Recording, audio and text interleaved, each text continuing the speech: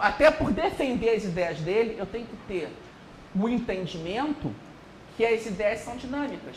E por isso a importância de um trabalho científico sério no campo da escola austríaca. Por exemplo, eu tive o prazer de ter aulas na Faculty of Economic Education com o professor Mário Rizzo. Ele é brilhante. A visão dele de tempo na economia, junto com o Garrison, eu creio que é um dos melhores trabalhos já escrito no campo econômico sobre tempo. A economia do tempo e da incerteza. É brilhante aquele livro, tinha que estar em português. E ele tem os gráficos, tem os cálculos, ele usa a matemática nesse livro. E ele é uma pessoa que tem... Tanto que eu assisti aula com o Mário Rizzo, e eu esperava discutir com ele assim, a questão do tempo, mas ele deu aula sobre a chamada economia experimental, Vernon Smith, essas discussões novas em que você está unindo economia, direito, psicologia e teoria dos jogos. É genial, só que o cara usa matemática loucamente. Eu conheci o Vernon, a figura, ele parece fisicamente o Willie Nelson, aquela barba, cabelão grande, tatuagem no braço, chega na universidade com calça de couro na Harley Davidson dele. Mas ele está tentando defender o livre mercado mundial. Ele não é um austríaco, só que ele está pegando a economia austríaca para outro campo. Então essas pessoas que fazem esse diálogo são importantes na propagação da teoria. E está criando um debate acadêmico sério. Eu acho que melhor dizer, não precisa da matemática, porque eu estaria assumindo uma posição contrária à própria ideia de incerteza que a escola já defende. Isso aqui são teorias gerais, eu acho que 90%, 99% que o Mises disse, eu concordo, mas tem alguns pontos que foram reformulados. Por isso é importante que os discípulos tenham também a coragem de falar, olha, ele é brilhante, e por ele ser brilhante, em respeito à obra dele, eu tenho que aperfeiçoar esse campo do debate. Senão eu crio o quê? O dogma, a seita, e eu estou impedindo o desenvolvimento da própria ação humana. Aproveitando a pergunta de matemática, né? Falando sobre a teoria matemática, poderia considerar essa tríade como axioma, vamos dizer assim, como se fossem axiomas, assim, umas verdades que são, e a partir dela se constrói toda a teoria? Sim, é o tripé. Se você derruba um desses pontos, você não consegue compreender o que é a escola de economia. Se você tenta entender só a questão da incerteza, sem levar em consideração a certeza que o modelo da ação te dá, que há uma certeza, a ação é assim. Só que o conteúdo é variável, você tem certeza em relação ao conteúdo e as mudanças de tempo. Mas o esquema geral, a estrutura geral do modelo, você tem uma certeza ali.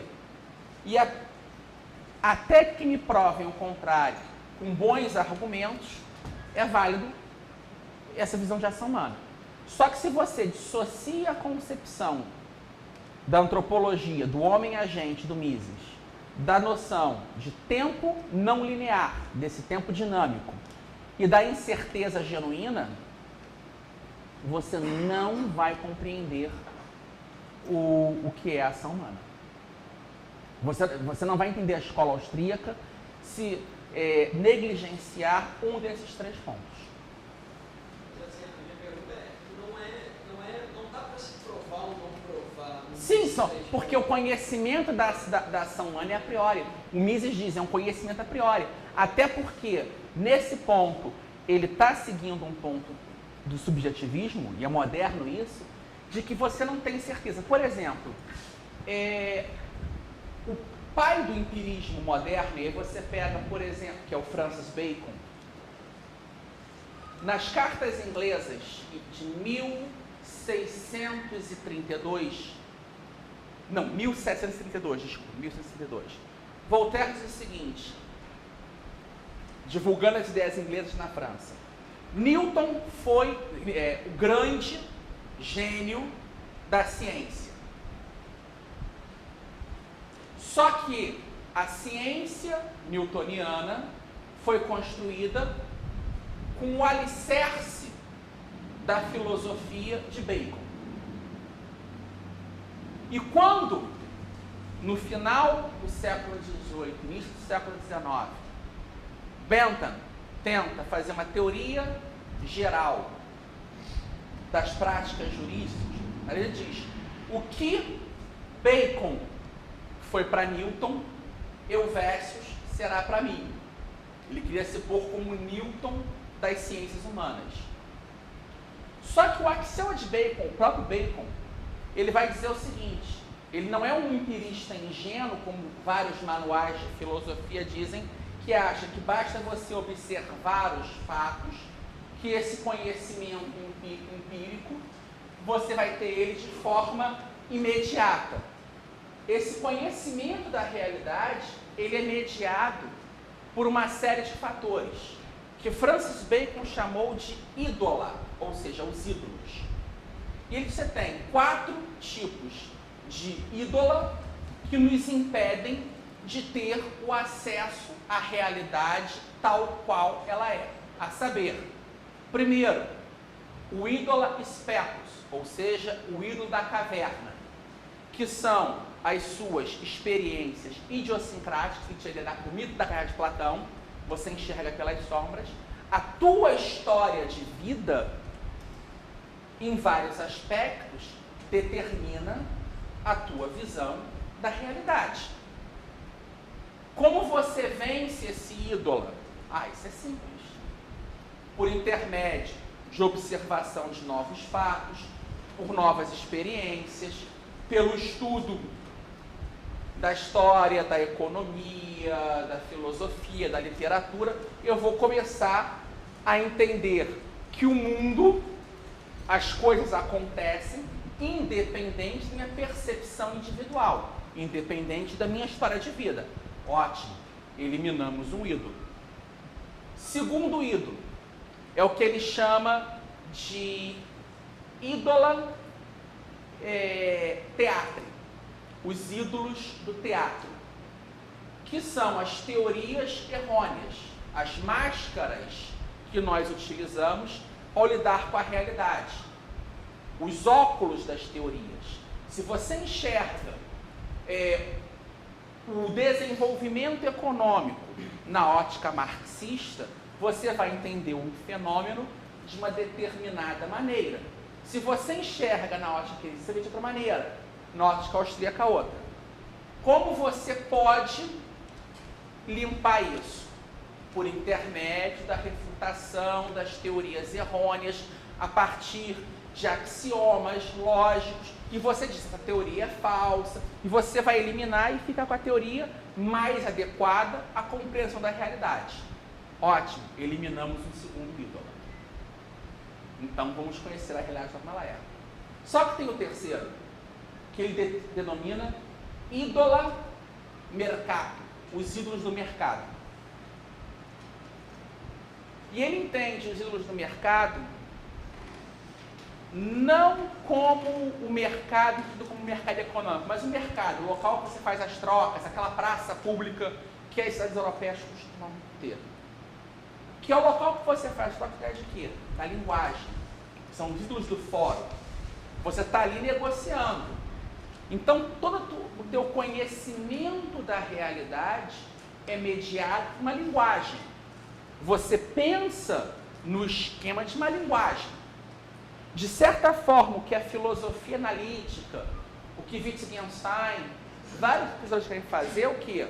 Como eliminar as falhas linguísticas, como romper um pouco esse ruído no meio do caminho para chegar ao entendimento do real. Alguns acham que se conseguiu, outros acham que não. Então você pode dizer eliminamos, não eliminamos. Só que existe o quarto ídolo, que eles chamam de idolatrios, que é a nossa condição humana. E esse, sinceramente, é o grande empecilho à possibilidade de um conhecimento da realidade. Porque nós não conseguiremos enxergar o mundo que nos cerca sem sermos homens. Eu não vou entender a flor tal como a abelha entende, porque eu não tenho essa abelhosidade, eu tenho a minha humanidade. Então é difícil. Então você tentar fundamentar essas questões na certeza da realidade, primeiro, você não vai conseguir isso, porque aí é a questão kantiana, a base kantiana do pensamento de Mises, de que a nossa relação com a realidade, com o nosso objeto, ela é sempre relacional. Sujeito, objeto. O que nós conhecemos não é o objeto tal qual ele é, mas a nossa visão de sujeitos acerca do objeto. E aí tem um problema também, de novo, do conhecimento. Até uma citação que o professor Iório faz no livro dele, do Ortega y Gasset: o olho vê o mundo, mas não vê a si próprio. Então, pelo lado do conhecimento, o conhecimento não enxerga a si próprio. Então, são problemas epistemológicos sérios aqui nesse ponto. E, por fim, a questão humeana. Há incerteza. Eu posso ter 1 milhão de experiências, só que não importa, n dividido por infinito sempre será igual a zero. O grau de certeza obtido por experimentos é sempre igual a zero. Por isso, a tentativa do Karl Popper, na epistemologia, de dizer, não, eu não posso dizer o que é. O grau de certeza nas ciências se encontra no que não é. Então, qualquer teoria científica é uma conjectura buscando refutações. Esse é o lado científico. E, de certa forma, é uma grande contribuição do Hayek no campo da teoria econômica austríaca, quando ele diz, não, olha, perfeito, a teoria da ação humana é uma conjectura, funciona, enquanto não for refutada, aceitamos ela. E por isso que o trabalho dele no campo da sociedade é fazer o quê? Nos refutar o socialismo. A questão de se provar que a teoria do outro está errada. A sua teoria vai se sustentar enquanto não tiverem provas que refutem, porque basta uma instância negativa para pôr a teoria abaixo. É o exemplo do cisne negro. Todos os cisnes são brancos. Aí, quando ela fala cisne negro, acabou a teoria. Você não pode botar com característica isso. Você tira essa... Os biólogos, meu irmão é biólogo, é muito isso que se faz, porque é uma ciência que tem o tempo todo de ser cria tipologias. Só que novas descobertas, você diz, na característica de mamífero é essa. Aí você encontra um que não tem aquela característica. Você tem duas soluções. Uma, você falsifica a teoria. Você diz, não, autolar, então esse aqui não é mamífero. Ou você diz, não, isso aqui não é uma das características. Vamos excluir do catálogo. Qual é o problema? O grande do Marx. Ele foi um grande cientista. Ele propôs teorias científicas. Só que a desgraça foi quando a realidade negava algum ponto da teoria, pior para a realidade. Ele queria emendar a realidade, dizendo, não. E os discípulos, pior. A revolução vai acontecer na Alemanha e na Inglaterra, onde o capitalismo é mais desenvolvido. E a grande contradição marxista que é, por um lado, você tem a visão hegeliana, toda aquela cadeia teórica que vai te prender dizendo, olha, a revolução vai acontecer necessariamente pelas contradições do capitalismo. Então, se você levar a sério um aspecto do Marx, você tem que desenvolver o capitalismo ao máximo, porque as contradições internas vão destruir ele e virar um socialismo.